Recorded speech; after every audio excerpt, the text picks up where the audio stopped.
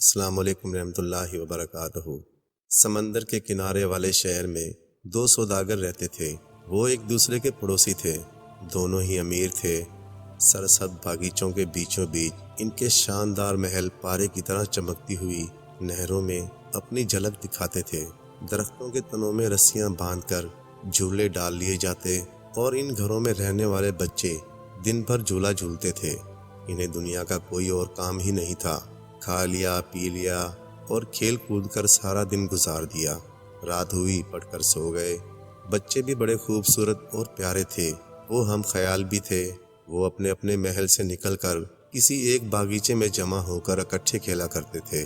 ان میں کبھی جھگڑا نہیں ہوتا تھا، لیکن سوداگر بالکل مختلف تھے۔ یوں سمجھ لیجئے کہ ایک اگر سیاہ پتھر کا ٹکڑا تھا، دوسرا سفید مرمر کا ڈلا۔ ان میں سے ایک نہایت ہی بد مزاج، سخت دل اور لالچی تھا۔ وہ جو چیز دیکھتا اسے ہتھیا لینا چاہتا تھا، خواہ اسے اس کی ضرورت ہو یا نہ ہو۔ اس کے برعکس دوسرا تاجر فراخ دل، نیک طبع اور نرم مزاج تھا۔ جس چیز کی اسے ضرورت نہ ہوتی اسے نگاہ اٹھا کر بھی نہ دیکھتا تھا۔ وہ خوب روپیہ کماتا، اپنی خوشحالی کے لیے اور دوسروں کی مدد کرنے کے لیے بھی۔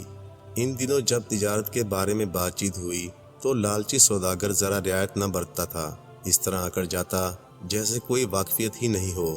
وہ اپنے کاروبار کے راز کبھی نہیں بتاتا تھا۔ ایک دفعہ ایسا ہوا کہ نیک دل سوداگر گیونی سمندر پار کے ملکوں سے مرچ مسالے خرید کر لانے کے لیے تجارتی سفر پر روانہ ہوا۔ اس کے ملک میں یہ چیزیں ناپید تھیں، لیکن ہر روز ان کی ضرورت پڑتی رہتی تھی۔ اس نے اپنی بحری جہاز میں بچوں کے لیے بہت سے کھلونے اور بڑوں کے لیے عمدہ کپڑے، شیشے کے برتن اور چمڑے کے جوتے بھر لیے، تاکہ ان کے بدلے میں مرچ، دھنیا، لونگ، زیرہ اور دار چینی وغیرہ لے آئے۔ کئی دن رات تک وہ سمندر کی لہروں پر جہاز چلاتا ہوا اس جزیرے میں پہنچ گیا جہاں یہ سب چیزیں ملتی تھیں۔ وہ کئی بار پہلے بھی آ چکا تھا، لیکن اس دفعہ یہ دیکھ کر حیران رہ گیا کہ سارے جزیرے پر قبرستان کی سی خاموشی طاری ہے۔ سڑکیں اور منڈیاں ویران پڑی ہیں، گویا دن کے وقت بھی رات کا سناٹا طاری ہے۔ سوداگر اور اس کے ساتھی ہکا بکا ادھر ادھر پھرنے گھومنے لگے۔ کوئی خاموشی سے چلتا پھرتا انسان نظر بھی آیا تو زرق برق پوشاک کے بجائے سیاہ ماتمی لباس پہنے ہوئے تھا، اور ایسا معلوم ہوتا تھا کہ وہ اپنے خیالات میں گم اس دنیا کو بھلا بیٹھا تھا۔ بچے جو کبھی نیچے بیٹھنے کے عادی نہیں ہوتے تھے، نظر ہی نہیں آتے تھے، جیسے انہیں کسی اور شہر میں بھیج دیا گیا ہو۔ بڑی حد تک یہ صحیح بھی تھا، وہ سب مر چکے تھے۔ دو آدمیوں نے سوداگروں اور اس کے ساتھیوں کو بہت گھور کر دیکھا، کیونکہ وہ ماتمی لباس پہنے ہوئے نہیں تھے۔ وہ ناراض ہوئے اور ان سب کو پکڑ کر بادشاہ کے حضور میں لے گئے۔ بادشاہ غمگین چہرہ بنائے سر جھکائے تخت پر بیٹھا تھا۔ اس کے وزیر اور مصائب بھی دست بدست اسی طرح خاموش کھڑے تھے جیسے رو پڑنے کے قریب ہوں۔ کچھ دیر بعد بادشاہ نے ایک سرد آہ کے ساتھ حسرت بھری نگاہ اٹھا کر دیکھا اور سوداگر سے پوچھا، تم کون ہو اور کہاں سے آئے ہو اور کیا چاہتے ہو؟ سوداگر نے جواب دیا، میں خوبصورت شہر وینس کا رہنے والا ہوں۔ کپڑا لتا، کھیل کھلونے، برتن، جوتے لے کر آیا ہوں۔ ان کے بدلے میں مرچ مسالے اپنے وطن لے جانے ہیں، ہمیں ان کی ضرورت رہتی ہے۔ بادشاہ نے پھر ٹھنڈا سانس لیا اور رک رک کر کہا، میاں سوداگر، اب مرچ مسالے کہاں، یہاں کی سب فصلیں تباہ ہو گئیں، کاشت کرنے والے ہی نہیں رہے۔ ایسا زبردست طاعون پھیلا کہ سب کو دبوچ کر موت کی آغوش میں لے گیا۔ اس شہر میں چوہوں کی بھرمار ہے، انہیں مارتے مارتے سب لوگ تھک گئے، کسی طرح کم نہیں ہوتے، انہی سے طاعون پھیلتا ہے۔ ایسی وبا آئی، جلدی جلدی سب کچھ چٹ کر گئی۔ قسمت سے کچھ مرد بچ گئے اور کچھ عورتیں، لیکن بچے اس بیماری سے کبھی نہیں بچتے۔ یہ وبا ہر سال آتی ہے، لیکن اس دفعہ بڑی شدید رہی، اب بھی کہیں کہیں اثر باقی ہے۔ سوداگر نے دریافت کیا، کیا آپ کے ملک میں بلیاں چوہے نہیں کھاتی؟ بلیاں؟ بادشاہ نے تعجب سے پوچھا، کیا یہ کسی جانور کا نام ہے؟ یہ ہمارے ملک میں نہیں ہوتا، نہ کبھی دیکھا نہ سنا، بھلا وہ کہاں ملتا ہے؟ سوداگر حیران رہ گیا۔ اس نے کہا، آپ بلیوں کو نہیں جانتے؟ ہر جگہ ہر گھر میں انہیں شوق سے پالا جاتا ہے، بچے ان سے کھیلتے ہیں، چوہے ان کی سب سے مرغوب غذا ہیں، وہ چوہے کھا کر زندہ رہتی ہیں، بلکہ خوب موٹی ہو جاتی ہیں۔ انہیں چوہے ملتے رہیں، تو وہ نگاہ بھر کر بھی کھانے کی کسی اور چیز کو نہیں دیکھتی۔ ان کے 2 جوڑے ہمارے جہاز پر موجود ہیں، کیونکہ وہ بہت پیارا پالتو جانور ہے۔ آپ حکم دیں تو ابھی آپ کی خدمت میں پیش کر دیتے ہیں۔ بادشاہ کے چہرے پر پہلی بار خوشی کی لہر نمودار ہوئی۔ اس نے بےتاب ہو کر کہا، ہاں ہاں ضرور ضرور، ابھی منگواؤ، اور اگر تمہارے بیان کے مطابق بلیاں کارآمد ثابت ہوئیں تو تمہیں منہ مانگا انعام دیا جائے گا۔ سوداگر نے اپنے ایک آدمی کو فوراً چلتا کر دیا، اسے ہدایت کی کہ بلیوں کے دونوں جوڑوں کو الگ الگ 2 پنجروں میں بند کر کے لے آؤ۔ زیادہ دیر نہیں لگی، بادشاہ بلیوں ہی کے بارے میں زیادہ تفصیل معلوم کر رہا تھا کہ ملازم پنجرہ اٹھائے واپس آ گئے۔ بادشاہ اور اس کے مصاحب نے حیرت سے اس جانور کو دیکھنا شروع کیا۔ سوداگر نے پنجروں کے دروازے کھول کر ان کو آزاد کر دیا۔ وہ انہیں اپنے بازوؤں میں اٹھا کر پیار کرنے لگا تاکہ بادشاہ کا خوف دور ہو جائے، جو انہیں ہاتھ لگاتے ہوئے جھجک رہا تھا۔ لیکن اچانک بلیاں نیچے کود پڑیں کیونکہ ایک موٹا چوہا کمرے میں گھس آیا تھا۔ ان میں سے ہر بلی اسے شکار کر لینا چاہتی تھی۔ ان میں خوب کھینچا تانی ہوئی۔ آخر ان چاروں نے تکا بوٹی کر کے اس چوہے کو ہڑپ کر لیا۔ پھر انہوں نے ناک اونچی کر کے ادھر ادھر سونگنا شروع کر دیا، کیونکہ برابر کے کمروں سے چوہوں کی بو آ رہی تھی۔ وہ دبے پاؤں اس طرف گئیں اور ایک دم ہلا بول دیا۔ بادشاہ اور مصائب بھی ساتھ گئے اور یہ دیکھ کر حیران رہ گئے کہ ان چاروں نے بہت جلد اپنے پیٹ بھر لیے اور چوہے مار کر ایک کونے میں ڈال دیے تاکہ آئندہ کام آئے۔ وہ خود آرام کرنے کے لیے اپنی ٹانگیں پھیلا کر لیٹ گئیں، گویا کھانے کے بعد کیلولہ ہونے لگا۔ سوداگر نے کہا، بادشاہ سلامت، ان مرے ہوئے چوہوں کو فوراً باہر پھینکوا کر آگ لگوا دیں۔ ان کے جسم پر جو پسو ہوتے ہیں وہی طاعون پھیلاتے ہیں۔ انہیں بہت جلد جلا دینا ہی اچھا ہے، اور آپ ان بلیوں کی کم تعداد کا خیال نہ کریں۔ یہ جلدی جلدی بچے بھی دیتی ہیں اور ہر دفعہ کئی بچے ایک ساتھ پیدا ہوتے ہیں۔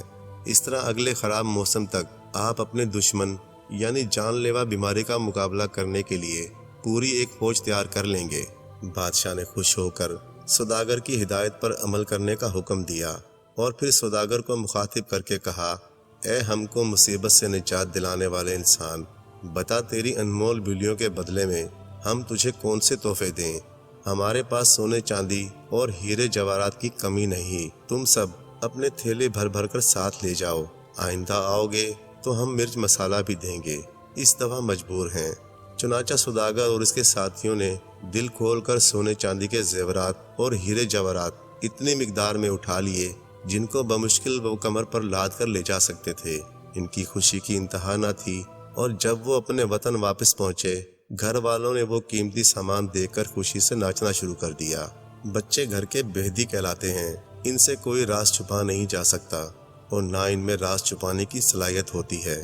انہیں ماں باپ کی زبانی سارا حال معلوم ہوا، اور دوسرے ہی دن انہوں نے پڑوسی کے بچوں سے فخریہ کہہ دیا کہ ہمارے ابو اپنی بلیاں دے کر ان کے بدلے میں بہت قیمتی چیز لائے ہیں۔ پڑوسی سوداگر سنیریوں نے یہ باتیں سنی تو بالکل یقین نہیں آیا۔ وہ فوراً باہر نکلا، نیک دل گیونی کو آواز دی اور سفر کے حالات اور تجارتی معاملات کے بارے میں بہت سے سوال کر دیے۔ نیک دل سوداگر سچا انسان بھی تھا، وہ جھوٹ بولنا نہیں جانتا تھا، اس لیے اس نے بہت سی باتیں بیان کر دیں، البتہ بلیوں کا کوئی ذکر نہیں کیا۔ اسے خیال تھا کہ ان کا پڑوسی کبھی یقین نہیں کرے گا کہ اس قدر قیمتی سامان صرف 4 بلیوں کے بدلے میں ملا۔ بری خصلت والا سوداگر سنیریو سب کچھ سن کر دل ہی دل میں جل گیا۔ اس نے سوچا، کاش اس تجارتی سفر پر میں گیا ہوتا اور میرے پاس وہ بلیاں ہوتی جو انمول بلیاں بن گئیں۔ وہ سونے چاندی اور ہیرے جواہرات کے ڈھیر اٹھا کر لاتا اور میرا کنبہ مالو مال ہو جاتا۔ لیکن اب کیا ہو سکتا تھا؟ مجبوراً وہ اگلے موسم کا انتظار کرتا رہا کہ ہوا کا رخ بدلے تو وہ جزیروں کی جانب روانہ ہو جائے۔ اگلے سال سنیریو نے اپنا تجارتی جہاز تیار کیا۔ انہیں نہایت قیمتی سامان، آرائش اور ملبوسات سے بھر لیا۔ اسے یقین تھا کہ اس کے بدلے 4-5 گنا جوہرات ملیں گے اور وہ ملک کا سب سے بڑا دولت مند انسان بن جائے گا۔ 7 دن اور 7 رات سمندر کی سطح پر جہاز چلاتے رہنے کے بعد وہ اس جزیرے کے کنارے پہنچ گیا جس کا نام و نشان گیونی نے بیان کیا تھا۔ اس دفعہ لوگ مایوس اور اداس نہیں، خوش و خرم تھے۔ بازاروں میں چہل پہل تھی، منڈیوں میں خوب خرید و فروخت ہو رہی تھی اور لوگ خوشحال نظر آتے تھے۔ سنیریو نے بھی کوشش کی کہ کسی طرح بادشاہ کی بارگاہ میں رسائی حاصل کر لے۔ بڑی مشکل سے اس کو یہ موقع ملا، لیکن بادشاہ اپنے مصائب کے ساتھ دربار حال میں ملنے کے بجائے اپنے خاص کمرے میں ملا، جہاں وہ کنیزوں کا ناچ دیکھنے اور ان کا گانا سننے میں مصروف تھا۔ سوداگر نے وہیں حاضر خدمت ہو کر اپنے تحفے پیش کر دیے۔ بادشاہ بہت خوش ہوا اور ان کو قبول کر لیا۔ پھر اس نے کہنا شروع کیا، اے نیک دل سوداگر، بتا اس قیمتی سامان کے بدلے ہم تجھے کیا دیں؟ ذرا ہوش کے کان کھول کر سن۔ پچھلے سال تک ہمارا ملک بڑا بدنصیب تھا۔ ہر سال طاعون پھیلتا اور سینکڑوں انسانوں کو فنا کر دیتا تھا، لیکن پچھلے سال انتہا ہو گئی۔ ہر طرف صف ماتم بچھ گئی، لوگ مکھیوں کی طرح مرنے لگے، خصوصاً بچے مر گئے تھے۔ زندگی سے بیزاری ہو گئی۔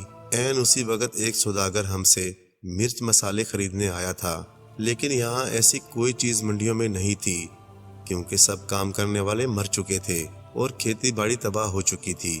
دراصل مصیبت کا تنہا سبب طاعون تھا، جو چوہوں سے پھیلتا تھا۔ جب اس سوداگر نے یہ حال سنا تو اپنے جہاز لا کر ہمیں 4 بلیاں پیش کیں، جنہوں نے بڑی تیزی سے چوہے کھانے شروع کر دیے۔ پھر انہوں نے بہت سے بچے بھی دیے۔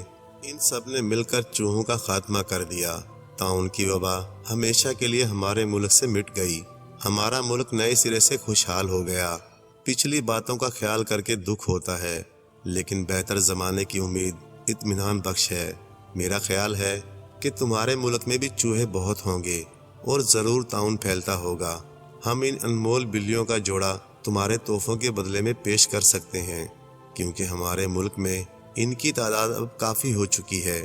وہ بلیاں تمہارے ملک والوں کے لیے نعمت ثابت ہوں گی۔ اور یہ کہہ کر بادشاہ نے ایک کنیز کو ہدایت کی کہ بلیوں کا ایک جوڑا پنجرے میں بند کر کے لے آؤ۔ سنیریو پر بجلی سی گر پڑی۔ اس کے خیالی قلعے ایک دم سے ڈھہ گئے۔